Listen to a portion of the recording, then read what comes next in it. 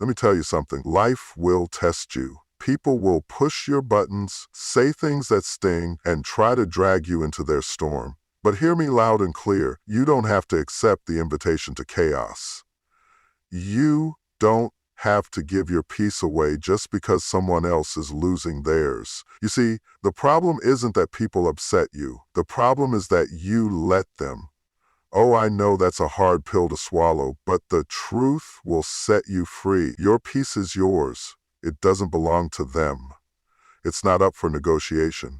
And if you protect it, no one can steal it from you. Your peace is your power. Peace is not something you stumble upon. It is something you build, something you guard, something you refuse to surrender. It is not the absence of conflict, but the ability to remain unmoved in the face of it. The world will always bring challenges. People will always bring opinions. Circumstances will shift like the wind. But your peace, that's your anchor. That's your power. The truth is, most people are not fighting you. They are fighting themselves. Their words, their actions, their negativity, it's not a reflection of you. It's a reflection of what's going on inside of them. But if you don't understand this, you will take on battles that were never meant for you. You will absorb burdens that don't belong to you, and before you know it, you're exhausted, drained, and overwhelmed. Not because of what happened to you, but because you let it get inside you. That's why protecting your peace is not just important, it's essential. You wouldn't hand the keys to your house to just anyone, so why would you hand over the keys to your mind, your emotions, your well-being? Peace is a form of power, and power must be protected. The moment you allow people to disrupt your peace, you give them authority over you. And let me tell you, the world is full of people who will take whatever authority you give them. Some of you have been living at the mercy of other people's moods, their words, their opinions. You wake up happy, but one conversation ruins your entire day. You were feeling confident, but one comment makes you question yourself. You are moving forward, but one disagreement throws you completely off track. Why? Because you haven't yet recognized that your peace is yours. It does not belong to them. It is not tied to how they treat you. It is not determined by what they say or do. It is yours to protect, yours to hold, yours to command. Think about it. When someone gets angry and lashes out at you, what do they want? A reaction. They want to pull you into their storm, drag you into their chaos, make you operate on their level.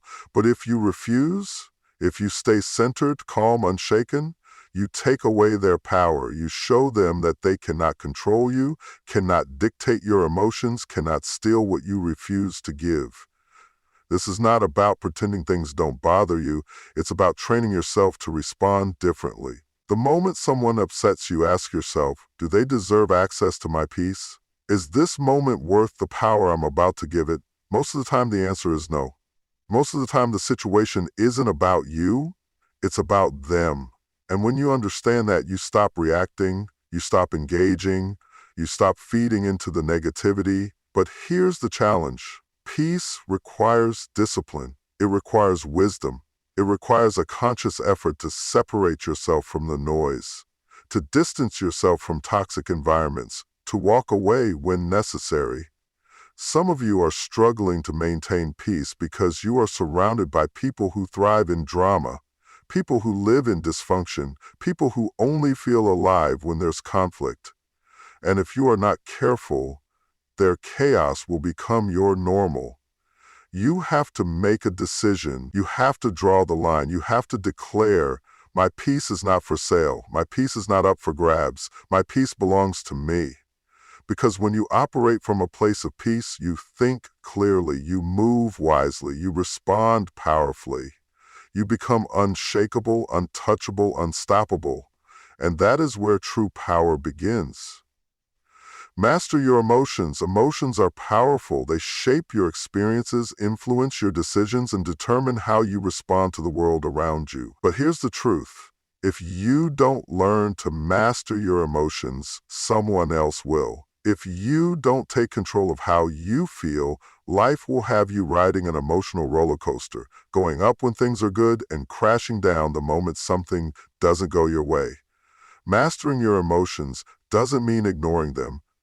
It doesn't mean pretending you don't feel pain, anger, frustration, or disappointment. It means you don't let those emotions dictate your actions. Because when you move based on how you feel in the moment, you become a slave to your emotions, reacting instead of responding, losing your balance instead of standing firm. Think about the last time someone upset you. Maybe they said something disrespectful. Maybe they treated you unfairly. Maybe they overlooked you when you deserved recognition. What was your first reaction? Did you lash out? Did you let their actions control your mood for the rest of the day? Did you replay the situation in your head over and over again, keeping yourself trapped in frustration? That's what happens when you don't master your emotions. You let other people decide how you feel, how you think, and how you move. Now imagine if instead of reacting, you took a step back. Instead of allowing their words to provoke you, you chose to remain steady. Instead of giving in to anger, you responded with wisdom. Instead of dwelling on negativity, you redirected your focus towards something that elevates you. That's emotional mastery. That's refusing to be controlled by what's happening around you. But let me tell you something, this doesn't happen overnight. Mastering your emotions is a process. It takes awareness, it takes patience, it takes strength. You have to train yourself to pause before you react. You have to train yourself to assess whether your emotions are leading you in the right direction, because emotions are like fire. They can warm your home or they can burn it down. And if you don't know how to control the flames, you'll find yourself consumed by them. This is why self-awareness is critical. You have to know your triggers. You have to know what sets you off, what makes you vulnerable, what situations pull you into a negative space. Because if you don't know what controls you, you'll always be at its mercy. Some of you are constantly frustrated, not because life is unfair, but because you haven't taken the time to understand what pushes your buttons. And until you do, you'll keep falling into the same emotional traps. Mastering your emotions also requires emotional detachment. You have to stop personalizing everything. Not every comment is an attack. Not every disagreement is a rejection. Not every challenge is a sign that you're failing. People will say things out of their own insecurities, their own struggles, their own misunderstandings. If you absorb it all, you'll carry a weight that was never meant for you. Learn to let things pass. Learn to separate yourself from other people's projections. Learn to observe without absorbing. And let's be real, some of you have been conditioned to believe that being emotional means being weak. But true strength isn't in suppressing your emotions. It's in controlling how they shape your behavior. There's a difference between feeling something and being controlled by it, between acknowledging pain and letting it define you, between experiencing anger and allowing it to dictate your response. That difference is where mastery begins. You will never be able to control what people do, what they say, or how they treat you, but you can control how you respond. You can control whether you react out of impulse or out of wisdom. You can control whether you let emotions drive you into destruction or lead you into growth. And the moment you take back that control, you take back your power. Detach from negativity. Negativity is everywhere. It's in the conversations you overhear, the news you consume, the people you interact with daily. It sneaks into your mind through criticism, doubt, and fear. And if you don't learn how to detach from it, it will wrap itself around your spirit, draining your energy, distorting your vision, and pulling you into a place of frustration and hopelessness. Detachment doesn't mean you ignore reality. It doesn't mean you pretend everything is perfect when it isn't. It means you refuse to let negativity take root in your mind and control your emotions. Because the truth is, people's words and actions are a reflection of them, not you. What they say, what they do, how they treat you, that's their problem, not yours. But if you internalize it, if you absorb their negativity, you make it your burden. Think about how often you let other people's negativity affect your mood. Someone is rude to you and suddenly your whole day is ruined. Someone criticizes you and you start questioning yourself. Someone gossips about you and you carry that weight on your shoulders. But ask yourself, why am I allowing their issues to become mine? Why am I giving power to words that don't define me? The key to detachment is realizing that you do not have to engage in every negative situation that comes your way. Just because someone throws shade doesn't mean you have to stand under it. Just because someone invites you into their drama doesn't mean you have to accept the invitation. Just because someone is miserable doesn't mean you have to join them in their misery. Negativity thrives on reaction. When someone tries to provoke you, they are looking for a response. They want to see you get upset, to see you lose your balance, to pull you into their emotional chaos. But when you refuse to react, when you stand firm in your peace, when you let their negativity pass through you without touching you, you rob them of their power. But let's be real. Detaching from negativity is easier said than done. Some of you have been surrounded by negativity for so long that it feels normal. You grew up in an environment where criticism was constant, where people spoke more about what you couldn't do than what you could. You've been conditioned to expect negativity, to absorb it, to carry it with you. And now, even when no one is attacking you, you hear the voices in your mind replaying every negative thing ever said to you. This is why detachment is not just about ignoring negativity, it's about retraining your mind. You have to become intentional about what you allow into your mental space. Start questioning the thoughts that run through your head. When you hear that voice saying, "You're not good enough," ask yourself, whose voice is that? Because often, it's not even yours. It's the voice of an old wound, a past experience, someone else's insecurity that was projected onto you, and you don't have to carry it anymore. Detachment also means choosing your environment wisely. Some of you are struggling with negativity because you are constantly exposed to it. You keep listening to the wrong people, engaging in toxic conversations, and surrounding yourself with those who thrive on drama. You can't expect peace if you keep planting yourself in chaos. You have to learn to walk away, to distance yourself, to set boundaries that protect your mind. And let me tell you, there will be people who don't like it when you detach. They will call you cold, say you've changed, accuse you of not caring, but that's only because your detachment takes away their control. They were feeding off your reactions, using your emotions to fuel their own dysfunction. And when you stop giving them access to that, they will try even harder to pull you back in. Negativity cannot survive where it is not fed. When you stop engaging, when you stop responding, when you stop giving it space in your mind, it loses its grip on you. And the moment you detach, the moment you step back and realize that their words do not define you, their actions do not control you, their opinions do not shape you, you reclaim your peace. Guard your inner peace. Inner peace is not something you stumble upon by accident. It is something you must intentionally protect, cultivate, and fight for. Because in a world filled with noise, distractions, and emotional turbulence, your peace will constantly be under attack. People will try to disturb it, circumstances will try to shake it, your own thoughts will try to sabotage it. And if you are not vigilant, you will find yourself constantly drained, emotionally exhausted, and mentally scattered, reacting to everything instead of standing firm in your stillness. Guarding your inner peace does not mean living in isolation. It does not mean avoiding every challenge or difficult conversation.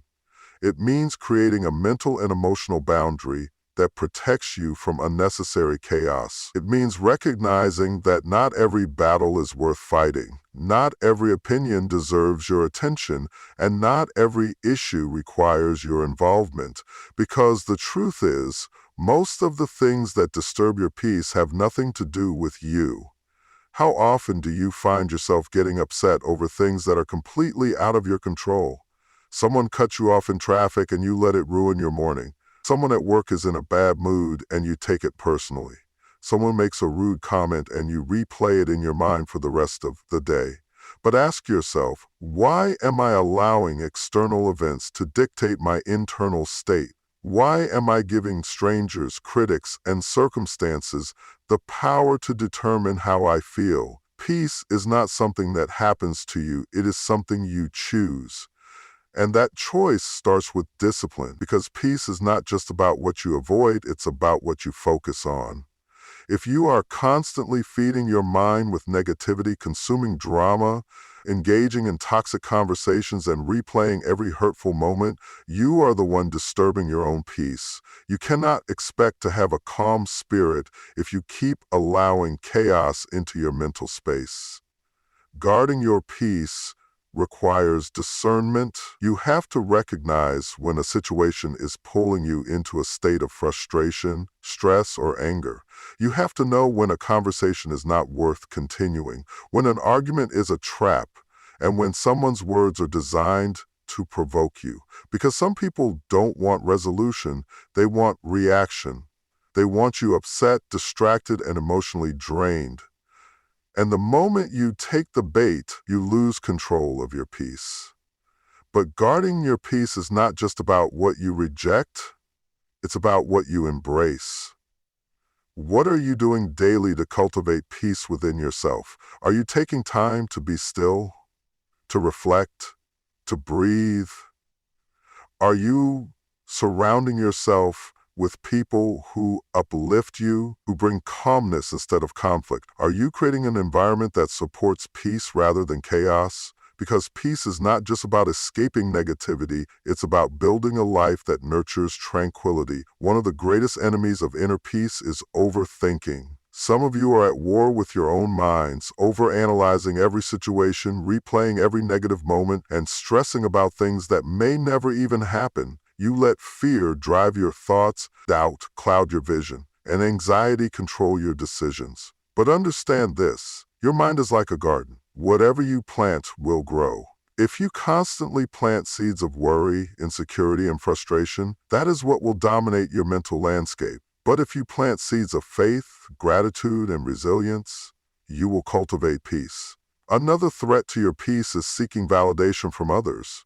If your sense of self is built on what people think, you will always be vulnerable to their opinions. If they praise you, you feel good. If they criticize you, you feel bad. If they ignore you, you feel invisible. That is a dangerous way to live because it places your emotional stability in the hands of people who are often dealing with their own insecurities. True peace comes when you no longer need external approval to feel whole. Guarding your peace also means releasing what no longer serves you.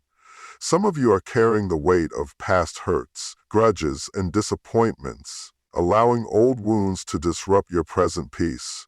But holding on to pain does not heal you, it imprisons you.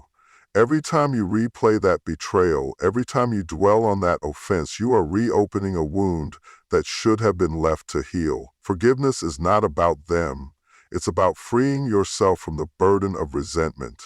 Your peace is your power. It is what keeps you grounded in the midst of chaos, what allows you to move forward without being shaken by every storm. But it will not protect itself. You must guard it. You must be intentional about what you allow into your mind, what you engage with, and what you dwell on. Because at the end of the day, peace is not given, it is claimed. Master emotional control. Emotional control is one of the greatest strengths a person can possess. It is the ability to stand in the middle of chaos and not be moved. It is the power to hear criticism and not let it shake your confidence. It is the discipline to respond with wisdom instead of reacting with emotion. Because the truth is, most people are not in control of their emotions. Their emotions are in control of them. Think about it. How many times have you said something in anger that you later regretted? How many times have you allowed frustration to dictate your decisions? How many times have you let someone else's negativity pull you into an argument you had no business engaging in? That is what happens when your emotions are in the driver's seat. They take you places you never intended to go. And once you realize it, the damage has already been done. But when you master emotional control, you take back your power. You refuse to let people provoke you. You refuse to be manipulated by guilt, fear, or pressure. You refuse to let temporary emotions create permanent consequences in your life. Because emotions are just that, temporary. Feelings come and go, but the choices you make based on those feelings can leave lasting impacts. Mastering emotional control does not mean suppressing your emotions. It does not mean pretending you don't feel hurt, angry, or frustrated. It means learning how to process your emotions in a way that does not control your actions. It means acknowledging your feelings but not allowing them to dictate your behavior. It means feeling everything but being ruled by nothing. One of the biggest reasons people struggle with emotional control is impulsivity. They feel an emotion, and before they even think, they react. Someone offends them, and they snap. Someone criticizes them, and they retaliate. Someone disappoints them, and they shut down. They allow emotions to drive their responses instead of stepping back and assessing the situation with clarity. But when you act impulsively, you often make things worse. You say things you don't mean, you damage relationships, you escalate conflicts that could have been avoided. And once the moment passes, you are left cleaning up the mess that your emotions created. The key to breaking this cycle is pausing before reacting. It sounds simple, but it is powerful. When you feel anger rising, pause. When you feel hurt, pause. When you feel the urge to react immediately, pause. Give yourself time to breathe, to think, to assess the situation logically instead of emotionally. Because in most cases, the thing that upsets you in the moment will not matter in the long run. And if it won't matter in a year, don't let it consume you for a day. Another critical part of mastering emotional control is not personalizing everything. Some of you are constantly upset because you take everything as a personal attack. If someone is rude to you, you assume they have something against you. If someone disagrees with you, you take it as disrespect. You feel rejected. But understand this, people's actions are more about them than they are about you. Their mood, their struggles, their insecurities, their past experiences, all of these shape how they behave. And most of the time, their behavior has nothing to do with you. When you stop personalizing everything, you free yourself from unnecessary emotional turmoil. You stop letting other people's bad days ruin your good days. You stop seeking hidden meanings in every interaction. You stop carrying offense over things that were never meant to harm you in the first place. Another key to emotional control is self-awareness. You have to know your own triggers. You have to understand what situations push your buttons, what words make you defensive, what environments bring out your worst emotions. Because if you don't know yourself, you will keep falling into the same emotional traps over and over again. You will keep getting into the same arguments. You will keep allowing the same things to steal your peace. But when you are aware of your triggers, you can prepare for them. You can recognize them before they take control. You can respond with intention instead of reacting with emotion. And finally, mastering emotional control requires mental discipline. Because your emotions start in your mind, the way you think determines the way you feel. If you constantly dwell on negativity, you will feel negative. If you replay past hurts, you will keep feeling hurt. If you expect offense, you will always find something to be offended by.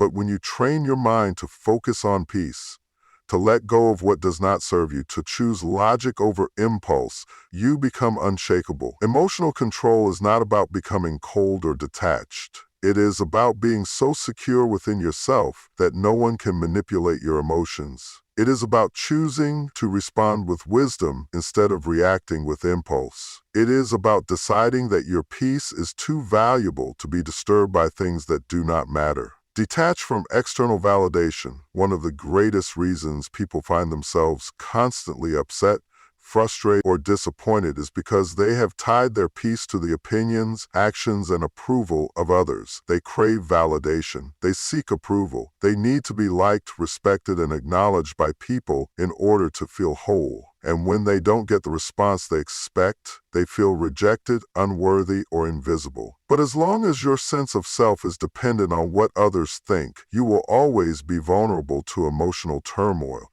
When you live for validation, you are constantly at the mercy of people's opinions. If they praise you, you feel good. If they criticize you, you feel bad. If they ignore you, you feel forgotten. Your emotions rise and fall based on how others treat you, leaving you in a constant state of emotional instability. You become like a puppet, controlled by the strings of external approval, never fully standing in your own power. But here's the truth. People's opinions are unstable. They change based on their moods, their own insecurities, and their personal experiences.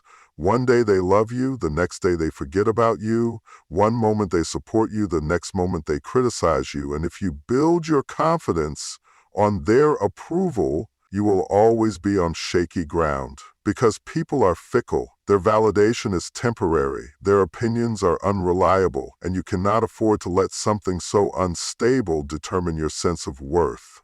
True confidence, the kind that is unshakable, comes from within. It is built on self-awareness, self-acceptance, and self-respect. It is knowing who you are, valuing yourself, and standing firm in your identity regardless of who acknowledges it. Because the moment you stop needing external validation, you become free. Free from seeking approval, free from chasing acceptance, free from bending and twisting yourself to fit into other people's expectations.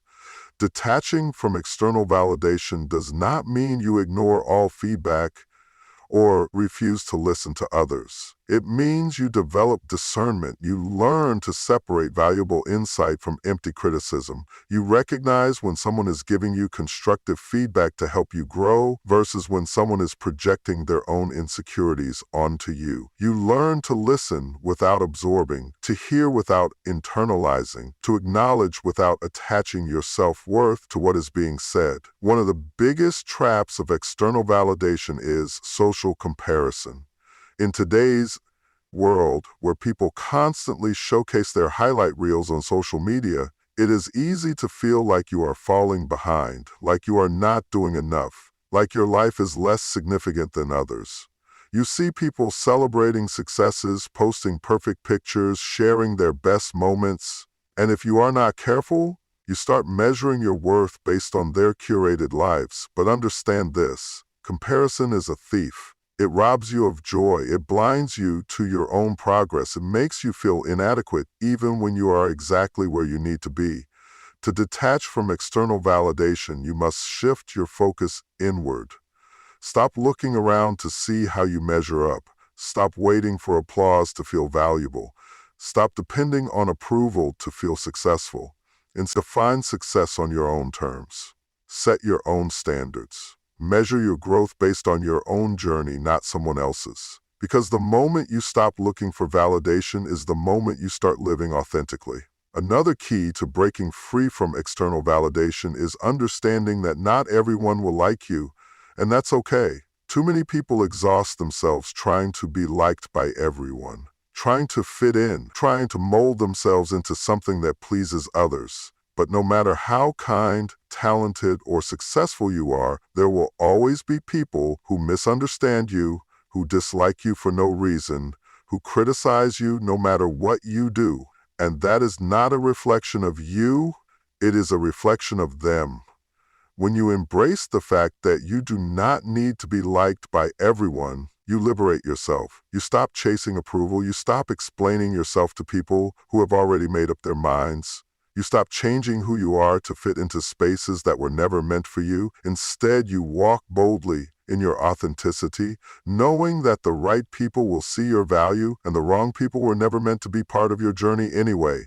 Detaching from external validation also requires self-affirmation. If you do not affirm yourself, you will always need others to do it for you. You will constantly seek compliments, reassurance, and acknowledgement because you have not yet learned to give it to yourself. But when you start speaking life into yourself, when you start reminding yourself of your worth, your strength, and your greatness, you become independent of external approval. You don't need others to tell you that you are valuable because you already know it. And finally, detaching from external validation means trusting your own path. Some of you are frustrated because you are waiting for people to validate your dreams before you pursue them. You are waiting for permission to step into your purpose. You are waiting for encouragement before you take action.